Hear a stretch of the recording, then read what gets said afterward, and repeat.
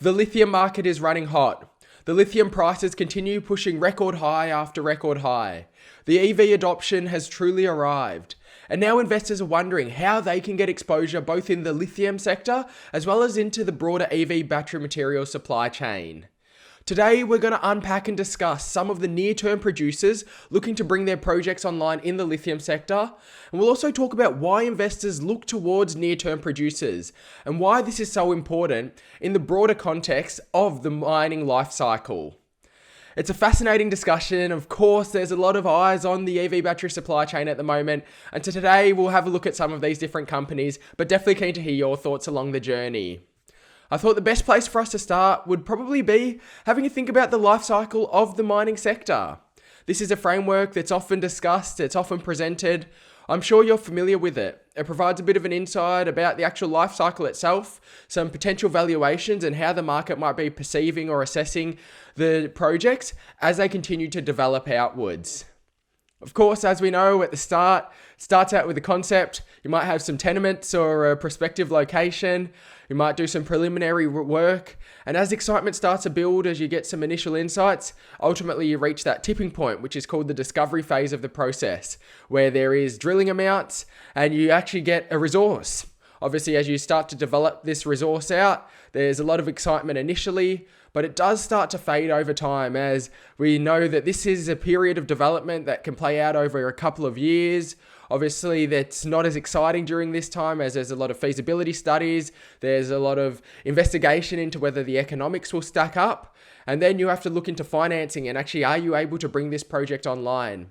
And so valuations stagnate during that period. Often eyes go on to other projects that may be closer to coming online. However, as you then move towards construction and you get closer towards production, the value in terms of share price and excitement often really starts to follow, and there's a huge amount of excitement moving up into the production period. And this is why there's a lot of eyes on near-term producers, and we'll talk about some other different facets about why near-term producers, particularly in the lithium sector, are drawing a lot of attention at this current period.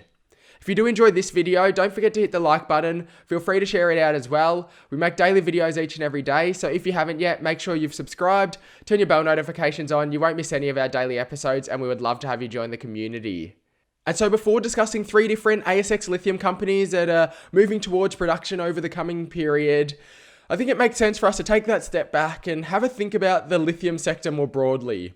We all know about those key supply and demand drivers that have really led to prices moving higher and higher. But just to rehash them and really provide that insight about what's been happening over this past period. Most notably, at the back end of the year in Q4, Tesla delivered 300,000 plus cars. Tesla, of course, has been a bellwether for the electric vehicle demand. There's been a significant amount of eyes on Tesla, and they have continued to deliver quarter in and quarter out. This has really led to and catalyzed further investment from the incumbent automakers, whether it's Ford, it's GM, it's Volkswagen or Mercedes-Benz. These companies are investing heavily into the electric vehicle trend. And of course, this is going to bring benefits towards the broader sector, as a rising tide will lift all ships, and they're ultimately aiming to really drive EV adoption and move traditional investment away from internal combustion engines over the next decade as we move towards a decarbonized society. We also know that the supply shortfall is forecast to expand. You can see here on the right a visual from Benchmark Intelligence that have provided some insights about how the supply-demand dynamics may potentially play out moving forward. And this, of course, is being driven by the green energy transition that's picking up momentum. There's a lot more focus on green energy, on ESG-focused companies as well, and lithium and the broader EV battery supply chain stand to be a beneficiary of that. We know that there's a focus on localization of supply chains. A lot of the downstream processing at the moment is done in Asia, particularly in China. But with the localization of supply chains to build out resilience in these supply chains, it means that potentially more downstream aspects of the project will be contained within the projects in different locations. And this is providing opportunities for companies and projects that can come online and capture more of the value chain too.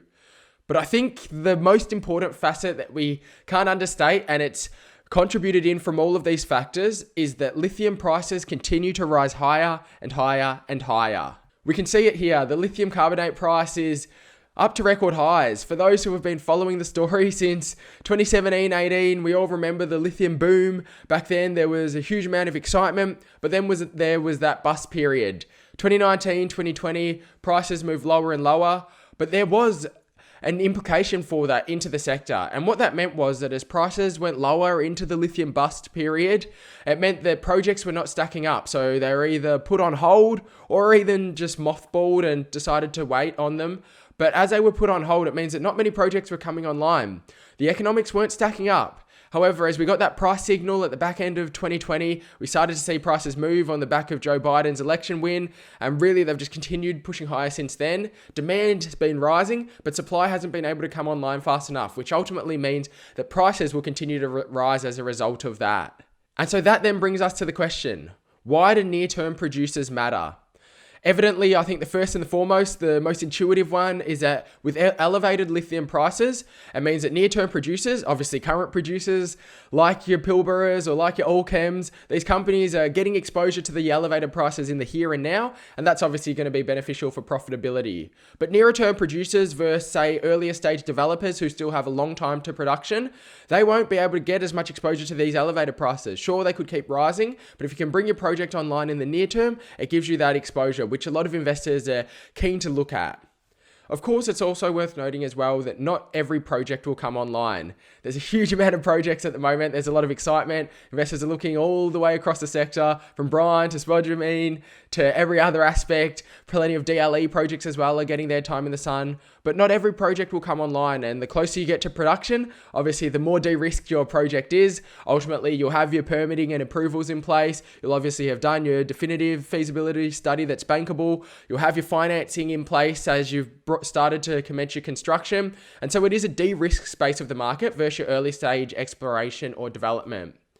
And then from an investment front as well, as you move towards production, valuations change from predominantly a proportion of your NPV. Obviously, as your project continues to develop, that can expand. But as you move towards production, you start to be valued based on future cash flows and earnings. And this obviously has the opportunity for uplift. And it means that investors are also seeking opportunities in this space on the back of that too. So it's a fascinating space. I think before we dive in, that quick reminder, I'm just a bloke on the internet that loves talking about stocks. I'm definitely not a financial advisor, and nothing we discuss is financial advice. The stocks we cover are not buy recommendations. These are all just general discussions to be that starting spot for you to do your own research from. But I'm keen to hear your thoughts on it all. Drop in a comment below what your perspective on the lithium sector is at the moment, and what some of the near-term producers you've got on your watch list are. Definitely keen to hear all your thoughts. So company number one, Argosy Minerals, ASX AGY, is trading in and around the $500 million market cap level. Their Rincon project is in Argentina, located within the Lithium Triangle. It's a lithium brine project as well, and they're looking to bring their first stage online around mid-2022. They're fully funded now, and they're under construction for this first stage, which is going to produce 2,000 tonnes per annum. And they are also looking towards a stage after that for 10,000 tonnes per annum to really scale up and expand production. And they're just waiting on their environmental impact assessment at the moment. Once this is approved, obviously there's going to have the potential for flow-on implications, such as the ability to lock in and then potentially announce offtakes, as well as funding for the expansion and process. And this is all due post that EIA approval. So it's quite a critical period in their development. Along with that as well, they've got drilling programs planned for both Rincon and then Tonopah. Rincon is more advanced. They're looking at the potential ability to increase their resource there. Tonopah is located in Nevada, where they're hoping to be able to leverage and deploy some of their lithium brine processing technology and capabilities in a location that would obviously put them in prime location to the North American market as well. Still much earlier stage, but it is something that they're looking towards in the coming years. Stock number two, Lithium Power International.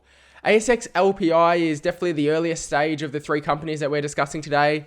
They're trading in and around the $250 million market cap at this stage. The past period, the start to 2022, has been breakout for LPI, and this really centers around excitement around their updated DFS, which will be coming soon. They've recently upgraded their JORC, increased their measured and indicated resource by 90%, which is no small increase, obviously with the increased lithium prices as well. There's some excitement about the numbers that could flow through from their DFS. But there is also a range of different other contributing factors that's driving excitement in Lithium Power International. They have a strategic alliance with Mitsui that obviously goes some way to de-risking their project, with a big global player who obviously will be able to help out with financing and has an offtake component to their alliance as well. It's a carbon neutral lithium project, which we all know how important that is, surrounding discussions with off-takers and potential manufacturers.